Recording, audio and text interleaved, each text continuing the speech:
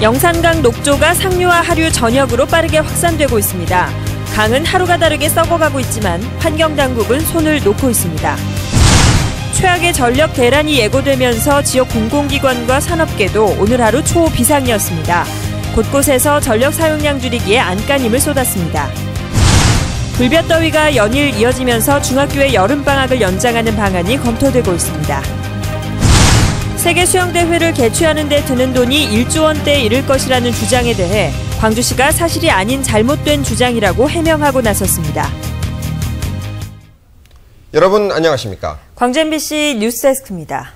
영산강 녹조가 폭염에 확산되고 있습니다. 일부 지역에서는 녹조 수준을 넘어 아예 강물이 썩는 현상까지도 나타나고 있습니다. 당분간 비 소식도 없어 현재로서는 대책이 없는 상태입니다. 김철원 앵커가 현장을 다녀왔습니다. 나주시 구진포 선착장 일대의 영산강 물이 짙은 녹색으로 변했습니다. 조금 더 안쪽으로 들어가 보니 상황은 더 심각했습니다. 걸쭉하고 정체를 알 수 없는 이물질이 퍼런색으로 썩어가고 있습니다. 제가 여기서 좀 지켜봤는데 강물에서 올라오는 썩은 냄새 때문에 숨쉬기가 힘들 정도입니다. 주민들 증언에 따르면 이 썩은 냄새가 날이 가면 갈수록 심해지고 이 썩은 물의 농도도 시간이 가면 갈수록 더 짙어지고 있다고 합니다. 막아놓으니까 막아들 못하니까 물이 썩은 거예요. 지금 물이 저절로 막 썩어. 제대로 썩은 거 제대로 썩은 게 막 그냥 냄새가 있어도 지금 물 썩은 냄새예요. 지금 이 냄새가 다른 냄새가 아니에요. 녹조도 모자라 강물이 아예 썩어가는 현상은 숭천보 바로 아래에서도 발견됐습니다. 볼을 넘어 물이 떨어지는 곳에 선명한 녹조와 함께 퍼런 이물질이 잔뜩 끼어 있습니다. 물고기도 죽은 채 떠 있습니다. 그것만 탁 찍어갖고 막 온 저 하천에 다 녹조로 멍들어 있는 것처럼 그렇게 보도도 나오던데 그런 걸 보면 우리는 정말 성질나요. 지난주 영산강 몽탄대교에서 목격된 녹조 현상이 영산강 중상류로 확산되는 양상이지만 별 대책은 없습니다. 환경부가 녹조 현상이 4대강 사업 때문이라고 밝히긴 했지만 방류 등을 통해 인위적으로 녹조를 없애지는 않기로 했기 때문입니다. 보호 철거 이 문제는 제가 누차 얘기했지만 이것은 먼저 그 조사평가위원회를 구성하기로 돼 있기 때문에 당분간 비 소식도 없이 폭염만 계속될 날씨에 하루하루 썩어가는 영산강을 바라봐야만 할 처지입니다. MBC 뉴스 김철원입니다. 19년 만에 가장 더운 여름으로 광주와 전남 지역이 몸살을 앓고 있습니다.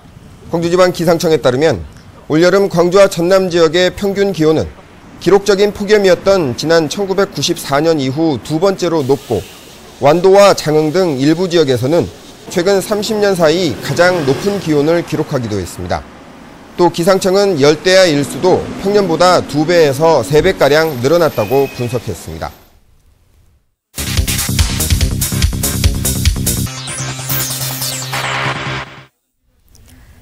불볕더위에 노인들이 쓰러지고 있습니다. 농산일과 바깥 활동을 하다 숨지는 사고가 잇따르고 있는데 예방법과 대책을 송정근 기자가 현장 취재했습니다.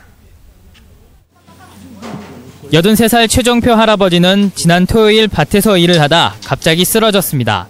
무더운 날씨에 밭일을 하다 열사병으로 쓰러진 겁니다. 어제는 너무 덥대요. 어제는 너무 더워서는 그냥 아이고 안 되겠다. 최 할아버지처럼 뜨거운 햇빛 아래서 밭일을 하다 쓰러지는 농민들이 잇따르고 있습니다. 실제로 지난 10일 구례의 고추밭에서 일하던 75살 양모 씨가 열사병으로 숨졌고 지난 8일 나주에서도 고구마 순을 캐던 79살 김모 씨가 열사병으로 숨졌습니다. 농촌에 나가봤더니 여전히 농민들은 대낮에 일을 하고 있었습니다. 폭염경보가 내려진 오늘 광주의 낮 최고 기온은 35.4도를 나타냈지만 이 밭의 온도는 보시는 것처럼 41도를 넘었습니다. 땀으로 눈을 못 뜨잖아요. 여기 서울에서 가도락은 대로 맞춰줘야 했으니까 여러 사람들이 모두 그러니까 이러지요. 전문가들은 면역 체계가 약한 노약자들은 햇빛이 강한 낮 시간대에 가급적이면 야외 활동을 하지 말라고 이야기합니다. 그럼에도 불구하고 활동을 해야 한다면 떼약볕이 가장 강한 시간대를 피해야 한다고 말합니다. 가장 그 높은 온도가 가질 수 있는 12시부터 3시까지는 야간 활동을 피하시는 것. 특히 아까 말씀드린 노약자라든지 소아라든지 이렇게 면역 체계가 떨어지신 분들은 일단은 환경을 피하는 게 제일 중요하고요. 또 외출할 때 충분한 물과 소금을 준비해야 하고 만일의 경우를 대비해 자신의 행선지를 가족과 주변에 알리는 것도 중요하다고 강조했습니다. MBC 뉴스 송정근입니다. 불볕더위가 연일 계속되면서 닭과 오리 등 가축들의 폐사도 잇따르고 있습니다. 전라남도에 따르면 장성의 한 양계 농가에서 지난 나흘 동안 닭 7천여 마리가 폐사한 것을 비롯해 최근 일주일 사이 7개 농가에서 닭과 오리 15,000마리가 폐사했습니다. 또 더위의 기세가 누그러들지 않고 있어 가축 폐사가 한동안 이어질 전망입니다. 한편 지난해 여름에는 폭염으로 인해 90여 농가에서 닭 45만 마리와 오리 2만 마리 등 47만 마리의 가축이 폐사했습니다. 오늘 최악의 전력대란이 예고되면서 광주 전남 지역의 공공기관과 기업체들도 극도의 긴장감과 불편함 속에 하루를 보냈습니다. 냉방기구를 켜지 못해 그야말로 찜통 속에서 일을 보아야 했습니다. 이계상 기자입니다. 광주시청 사무실의 최고 기온이 섭씨 35도를 오르내립니다. 찜통 더위가 계속되면서 체감 온도는 실제 기온보다 더 높지만 냉방기는 멈춰섰습니다. 순환 정전 전 단계인 전력 위기 경계 단계가 발령됨에 따라서 14일까지 긴급 절전 조치가 시행되기 때문입니다. 이 기간 동안 실내 조명도 완전히 꺼지고 승강기 사용도 최소한으로 축소됩니다. 매우 덥습니다. 하지만 전 공공기관이 먼저 선도적으로 에너지 전략을 통해서 이 여름철 전력 위기를 극복하기 위해서 저희가 선도적으로 추진하게 되었습니다. 산업계도 전력 사용량 줄이기에 안간힘을 쓰고 있습니다. 기아차 광주 공장이 석 대의 자가발전기를 동원해서 약 5%의 전력 감축 작업을 추진하고 있고 금호타이어는 자체 발전기 가동과 함께 냉방 설비와 조명기구 사용을 최대한 줄이기로 했습니다. 한국전력 직원들은 에너지 절감 캠페인을 위해 거리로 나섰습니다. 1,500여 명이 전력 사용량이 많은 업소를 차례로 돌며 에너지 절감 운동에 동참해달라고 호소했습니다. 특히 에어컨 수요가 많은 상가 밀집 지역에 다니면서 전기 에어컨 수요를 좀 줄여주십사 하는 협조 활동을 집중적으로 벌이고 있습니다. 전력 수급 불균형이 계속되고 언제든지 블랙아웃이 일어날 수 있다는 위기감이 커지면서 광주 전남도 예외 없이 초비상이 걸렸습니다. MBC 뉴스 이계상입니다.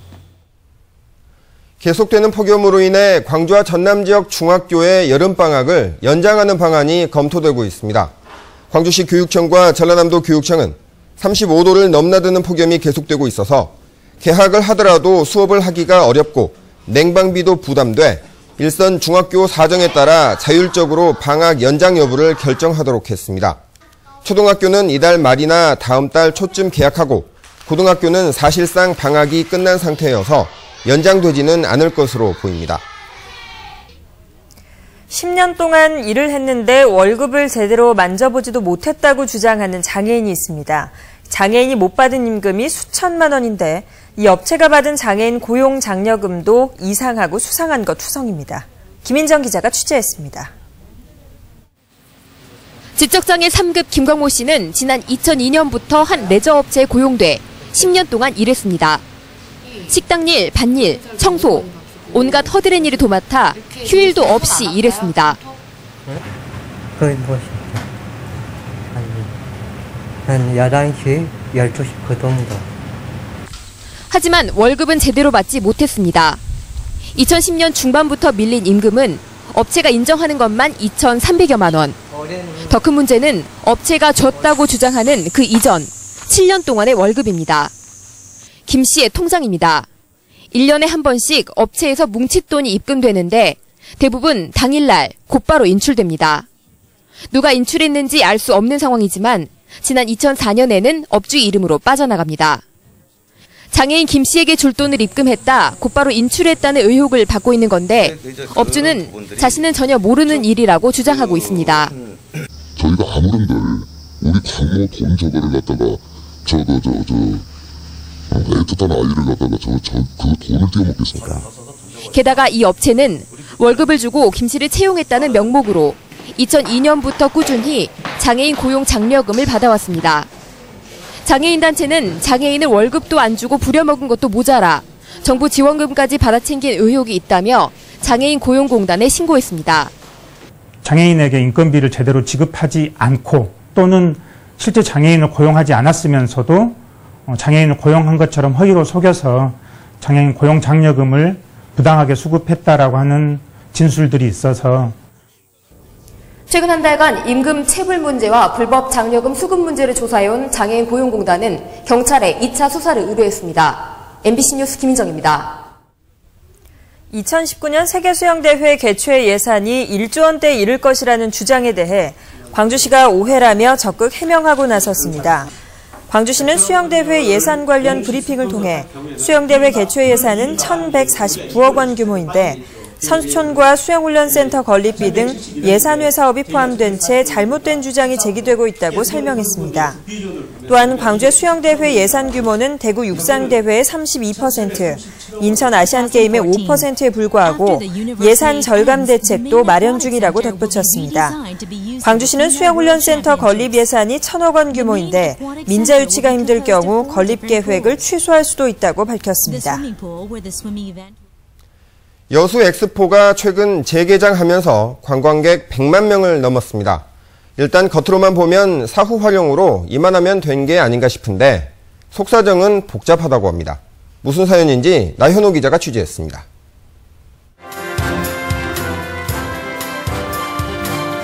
지난해 8월 12일 여수선언 발표와 함께 화려하게 막을 내린 여수세계 박람회. 지난 4월부터는 재개장에 들어가 최근 입장객 100만 명을 돌파했습니다. 본격적인 여름 휴가철을 맞아 관광객들의 발길이 끊이지 않고 있습니다.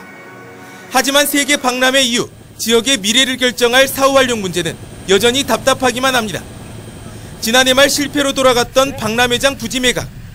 이어 여수세계 박람회재단은 분할 매각과 분할 납부 조건을 내세워 지난달부터 2차 매각에 들어갔습니다. 완화된 조건에도 불구하고 현재까지 기업 2곳에서 실사단을 파견했을 뿐 아직까지 입찰에 나서는 기업은 전무합니다. 우선 전체적인 경기 침체가 가장 큰 걸림돌이 되는 상황이고요. 그리고 그 여수라는 지역이 수도권과 많이 떨어져 있다 보니까 100억 원대의 기금을 마련해 개도국의 해양 문제를 돕겠다던 여수 프로젝트. 박람회 유치 당시 개최 당위성을 전 세계에 역설하는 데 성공했지만 지금 와서는 연간 20억 원이 지원되는 초라한 계획으로 전락하고 말았습니다. 막대한 재원을 확보할 방안이 없어 유명무실해진 상태입니다. 신용을 내는 정도의 프로젝트 진행과 사업이라 그러면 아마 세계적인 웃음거리가 될 수 있을 것 같습니다. 적어도 여수 프로젝트, 여수 선언의 이행 과정들은 전 세계가 함께 좀 동의하고 대표적인 사업이 될 수 있는 범위로 확장을 해야 되는 거고. 국민에게 한여름밤의 추억과 해양 보호지를 심어준 여수 엑스포. 폐막 1년 동안 정부가 보여준 지지부진한 사후 활용과 말만 남은 여수 선언은 여전히 풀어야 할 숙제로 남았습니다. MBC 뉴스 나연호입니다. 대통령 직속 자문위원회인 문화융성위원회는 내일부터 광주를 시작으로 지역 문화 현장 순회 토론회를 갖습니다. 내일 빛고울 시민문화관에서 열리는 첫 토론회에서는 김동호 문화융성위원장과 이무용 전남대 문화전문대학원 교수 등이 참여해 대통령 공약인 문화융성과 지역문화 발전 방안을 논의합니다. 토론회에서는 또 지역의 문화예술 전문가들이 참석해 광주 지역 문화 융성을 위한 실천 방안과 아이디어를 제안할 예정입니다. 경찰이 대낮 음주 단속을 연장하기로 했습니다. 광주지방경찰청은 최근 한 달간 주간 음주 단속을 벌인 결과 100여 건이 적발됐다며 휴가철을 맞아 나들이 객들이 대낮에 음주운전을 하는 경우가 잇따르고 있다며 가을 행락철까지 단속을 이어가기로 했습니다. 한편 올 한 해 동안 주간 음주운전 교통사고로 광주에서만 3명이 사망하고 165명이 부상을 입었습니다. 승객 4천여 명을 태운 크루즈선이 광양항에 두 번째로 입항했습니다. 지난 6월 29일 광양항에 첫 입항했던 14만 톤급 대형 크루즈선이 두 번째로 상해항에서 중국 관광객 등 4천여 명을 태우고 오늘 오전 7시 광양항에 입항했습니다. 관광객들은 정원 박람회장과 세계 박람회장, 백운산 자연휴양림 등을 둘러보고 오후 7시 다음 입항지인 제주항으로 떠날 예정입니다. 올여름 피서철을 맞아 전남 서남해안 바닷길 이용객이 큰 폭으로 증가했습니다. 지난달 25일부터 어제까지 하계 특별교통기간 동안 지난해 같은 기간보다 4만 7천여 명이 늘어난 39만 명이 서남해를 운항하는 여객선과 유도선을 이용했습니다. 항로별로는 흑산 홍도가 7만 4,900여 명, 제주 7만 1,000명, 암태도 4만 4천 명, 외달도 2만 4천 명 순으로 나타났으며 중부지방의 장마 때문에 서남해 항로에 피서객이 몰린 것으로 분석됩니다. 남해안에 적조띠가 확산되고 있는 가운데 전남 지역에서는 올 들어 처음으로 가두리 양식장 이동이 이루어졌습니다. 전라남도는 오늘 고밀도 유해성 적조가 확산됨에 따라 도내에서는 처음으로 여수시 남면 안도리의 한 가두리 양식장이 적조가 없는 바다로 2km가량 이동했다고 밝혔습니다.